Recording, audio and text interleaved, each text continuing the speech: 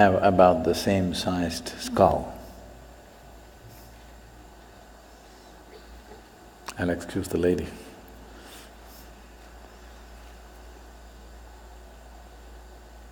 So, to a large extent, most human beings have enough brain material in their head.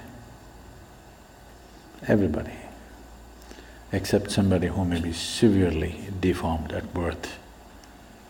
Almost every average human being has what it takes to do life. But why is it that one person's brain sparkles with genius, another person's brain sparkles with pain and suffering and tension and stress and whatever else? All the ugliest things that nobody wants happens in people's minds. So is it a question of higher intelligence? Is it a question of some magical influence from somewhere? Or is it a question of bringing the necessary balance within yourself so that you become available to the magic of life? A skewed intelligence, however smart it may look on the periphery, cannot make this life happen beautifully. Above all, balance is needed.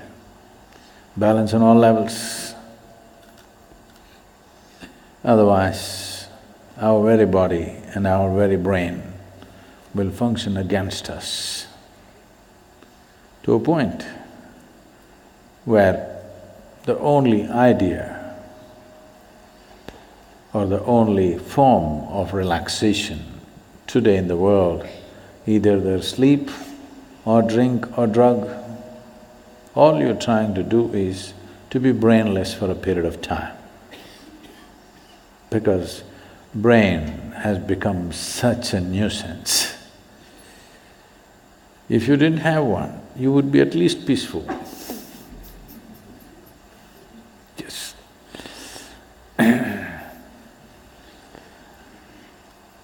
What took millions of years of evolution to achieve, today has become a nuisance. What is the greatest miracle within this human frame has become a misery manufacturing machine.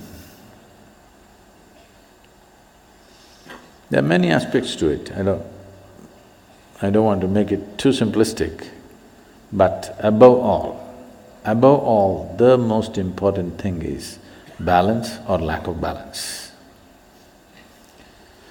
So, this human mechanism, which is the most sophisticated instrument on the planet, if you do not pay enough attention to it, if it turns against you, there is nothing here in the world which can save you because nothing is more sophisticated than this one. Because this is of the highest level of evolution and sophistication. If this turns against you, nobody can save you, I want you to know this. So if this should not turn against you, to know the entirety of what this is, it'll take a certain level of attention. But to bring balance to this doesn't take too much. It is just that you're doing a few fundamental things absolutely wrong, that's all. To know the entirety of what this is, that's a whole lot of attention, time, education, assistance, guidance, so many things are involved. But to bring a reasonable sense of balance into you, it doesn't take much. You're doing a few things basically wrong with life. When I say basically wrong, one thing is for everybody to understand, all human experience is generated from within, is that so? All human experience is generated from within. So at any time, if you feel happy or unhappy, miserable, joyful, ecstatic, in a state of agony, doesn't matter what happens, what is your experience, pleasantness or unpleasantness? Just to know that it's happening from within, and it can only happen from within.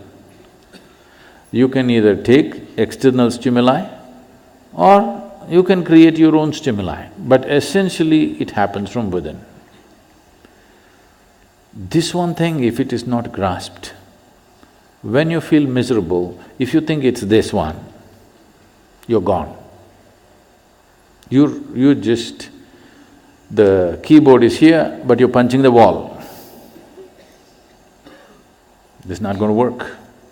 This one basic fundamental thing is something that almost 90% of the humanity is always doing it wrong.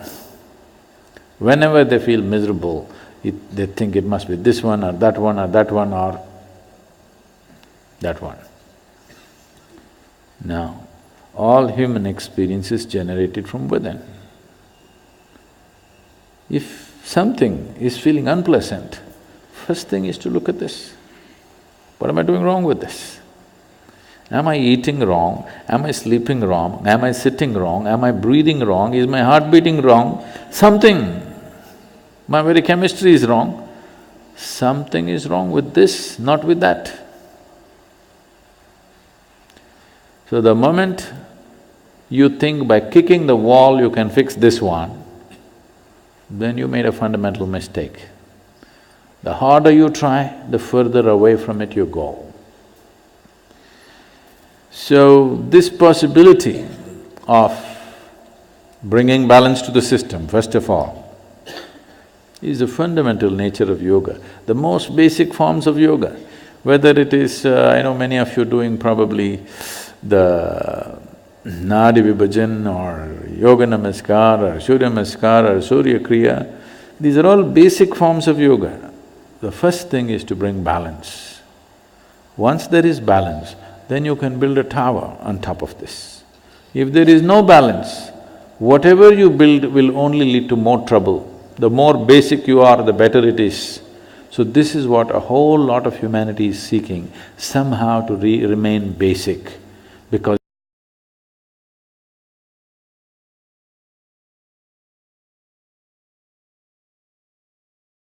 it's a big problem. So the best thing is to lie down, stay close to the ground. If you grow tall, it'll be a problem, so remain at the minimum. A whole lot of humanity has reduced themselves to a minimal possible thing in their life. If I don't get into trouble, that's good enough. A whole lot of humanity. This is a serious waste of evolutionary work. What has happened on this planet in the last few million years to evolve life from its simplest form to what it is today, just wasting the entire process. And Mother Earth is not going to let you get away with it. You will pay the price. If you try to make life go backwards, it will make sure you pay the price. So instead of trying to do this, that, so many things, first thing is to do something to bring balance. First step is just this, that everything that I generate from within me in the form of experience, sensations, painful, pleasant, wonderful, horrible, whatever I go through is essentially generated from within me and nobody else but me. Others may help, you know. Others help. If you're miserable, some people will fuel it and help. If you're joyful, some people will fuel that and help. There are different types of people around us. They assist you as they know their life. But essentially, it is your making. This is the fundamental aspect of yoga. The first teaching that came out was that it is your karma. That means it's your making.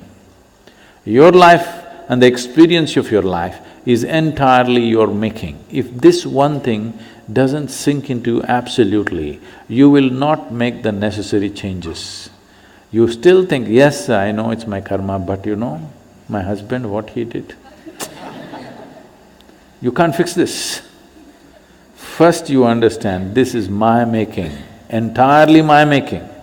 The moment you see it, you have the ability to change it. I see it, but You know what they did to me yesterday? Now you can't change it. It doesn't matter who did what. What is happening within you, your experience of your life is entirely your making. This is your karma. Karma means not something that drops upon you from somewhere. Karma means your action, it's your making, it's your doing. So if you just said this one thing, creating the necessary balance will happen automatically. Once there is balance, then you would want to try many things. Otherwise, I'm talking about so many things up there in the sky, you will only be a spectator. You will not be the one who flies. You will only be a spectator because when there is no balance, you don't want to go 3 inches above the ground. So this is one fundamental thing. We've been talking about this in many forms. But if you want to make the full scope, if you want to make use of the full scope of this body and this brain, of this human possibility, of this consciousness that we refer to as human being, then first thing is this, that you understand and fix it within you absolutely that the quality of my life is entirely my making and nobody else and nobody else. If you fix this one thing, balance will come. Once balance comes, I'm impatient to take you to places where only people with balance can walk, others cannot.